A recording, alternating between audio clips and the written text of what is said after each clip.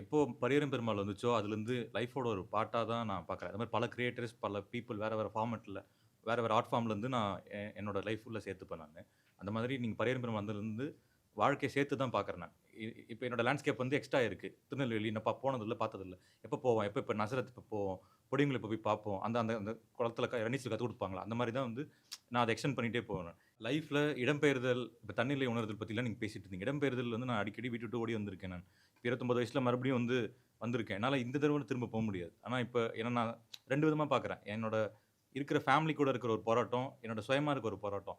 ஏன்னா நீங்க அடிக்கடி சொல்லுவீங்களே, எனக்கு மனசுக்குள்ள வந்து ஒரு தனியா ஒரு பதட்டம் இருக்கு. ஒரு ஒரு ஒரு இது ஒரு வெயிட்டேஜ் இருந்துகிட்டே இருக்குன்னு சொல்லி, அந்த இடத்துல வந்து உங்க கூட நான் ரிலேட் பண்ணிக்க முடியும். ஏன்னா உங்களோட லைஃப்பும் என் லைஃப்பும் டோட்டலா டிஃபரெண்ட். ஆனா ஏன்னா நான் ரொம்ப பிரிவிலேஜான இடத்துலருந்து வரேன். ஆனா எனக்கு இந்த விஷயம் வந்து என்னால ரொம்ப ரிலேட் பண்ணி, ரொம்ப என்கிட்ட இருந்து தான் அத ஓடிக்கிட்டே இருக்கேன். தொடர்ந்து ஓடிக்கிட்டே இருக்கேன். பைசன்ல கூட அந்த கயிறு கட் பண்ற சீன் பார்க்குறப்ப எனக்கு ஒரு மாரி சொரசொரன்னு ஆயிருச்சு.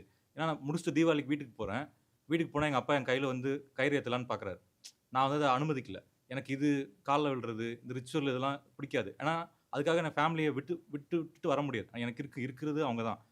அவங்களுக்காக நான் இருக்கணும்.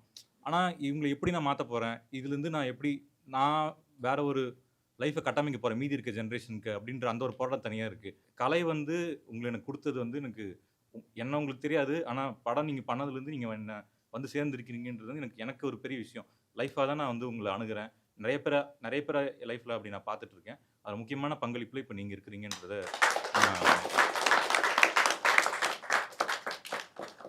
நீ பதட்டப்படுறதுக்கு ஒன்றும் இல்லை. இப்போ நீ என்னை விட ஒரு அடி முன்னாடி தான் இருக்க. ஓகேவா? இப்போது நீ சொன்ன அத்தனையுமே நான் அனுபவிச்சிருக்கேன்.